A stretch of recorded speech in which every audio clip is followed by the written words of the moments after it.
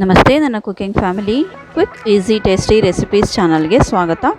ಇವತ್ತು ನಾನು ಬೀನ್ಸ್ ಕಾಳು ಅಥವಾ ಡಬಲ್ ಬೀನ್ಸು ಮತ್ತು ಆಲೂಗೆಡ್ಡೆ ಹಾಕ್ಕೊಂಡು ಕುರ್ಮಾ ಮಸಾಲೆ ಸಾಂಬಾರು ಮಾಡೋದು ಹೇಗೆ ಅಂತ ತೋರಿಸ್ಕೊಡ್ತಾ ಇದ್ದೀನಿ. ಸೀಸನಲ್ಲೆಲ್ಲ ಈ ರೀತಿ ನಾವು ಕುರ್ಮಾ ಮಸಾಲೆ ಸಾಂಬಾರು ಅಥವಾ ಗ್ರೇವಿ ಟೈಪ್ ಮಾಡಿಕೊಂಡು ತಿನ್ಬೋದು, ತುಂಬಾ ಚೆನ್ನಾಗಿರುತ್ತೆ. ಬನ್ನಿ ಏನೇನು ಬೇಕು ನೋಡ್ಕೊಳ್ಳೋಣ. 1 ಅಥವಾ 2 ಟೊಮೊಟೊ ತೊಗೋಬೋದು, 2 ಈರುಳ್ಳಿ, 1 ಬೆಳ್ಳುಳ್ಳಿ, 2 ರಿಂದ 3 ಇಂಚು ಶುಂಠಿ, ಚಿಕ್ಕ ಅರ್ಧ ಹೋಳು ತೆಂಗಿನಕಾಯಿ, 10 ಲವಂಗ, 4 ಚಕ್ಕೆ ಪೀಸು ಮತ್ತು 1 ಟೇಬಲ್ ಸ್ಪೂನ್ ಧನಿಯಾ. ಇದು ಖಾರ ಮೆಣಸಿನ್ಕಾಯಿ 4 ತೊಗೊಂಡಿದ್ದೀನಿ, ಹಸಿಮೆಣಸಿನ್ಕಾಯಿ ಸಹ ಬಳಸ್ಬೋದು. ಎಲ್ಲನೂ ಈ ರೀತಿ ಕಟ್ ಮಾಡಿ ಇಟ್ಕೋಬೇಕು. ಬೀನ್ಸ್ ಕಾಳು ಜೊತೆಗೆ 2 ಆಲೂಗಡ್ಡೆ ಸಹ ಹಾಕ್ತಾಯಿದ್ದೀನಿ, ಅದನ್ನು ಸಹ ತೊಳೆದು ಸಿಪ್ಪೆ ಬಿಡಿಸ್ಕೊಂಡು ಕಟ್ ಮಾಡಿ ಇಟ್ಕೊಂಡಿದ್ದೀನಿ. ಒಂದು ಬಾಣಲೆಯಲ್ಲಿ ಎಣ್ಣೆ ಹಾಕಿ ಈರುಳ್ಳಿ, ಬೆಳ್ಳುಳ್ಳಿ, ಶುಂಠಿ ಸ್ವಲ್ಪ ಫ್ರೈ ಮಾಡಿ ನಂತರ ಟೊಮೊಟೊ ಹಾಕಿ ಅದನ್ನು ಸಹ ಹುರ್ಕೊಂಡು ಚಕ್ಕೆ, ಲವಂಗ, ಧನಿಯಾ, ಮೆಣಸಿನ್ಕಾಯಿ ಎಲ್ಲನೂ ಹುರ್ಕೊಂಡು ತೆಂಗಿನಕಾಯಿ ಹಾಕಿ ಅದನ್ನು ಸ್ವಲ್ಪ ಫ್ರೈ ಮಾಡಿ ಇದನ್ನು ತಣ್ಣಗಾಗೋದಕ್ಕೆ ಬಿಡಬೇಕು.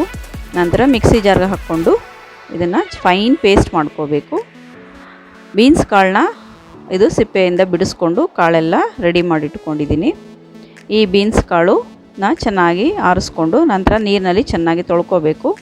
ತೊಳ್ಕೊಂಡಿರುವಂಥ ಬೀನ್ಸ್ ಕಾಳನ್ನೆಲ್ಲ ಮತ್ತು ಮಸಾಲೆ, ಆಲೂಗೆಡ್ಡೆ ಎಲ್ಲ ಕುಕ್ಕರ್ನಲ್ಲಿ ಹಾಕ್ಕೊಂಡು ಚೆನ್ನಾಗಿ ಮಿಕ್ಸ್ ಮಾಡಿ ರುಚಿಗೆ ತಕ್ಕಷ್ಟು ಉಪ್ಪು ಹಾಕಿ ಅರಿಶಿನ ಪುಡಿ ಹಾಕಿ ಚೆನ್ನಾಗಿ ಕಲಸಿ ಇದನ್ನು 1 ವಿಷಲ್ ಬರ್ಸಿದ್ರೆ ಸಾಕು.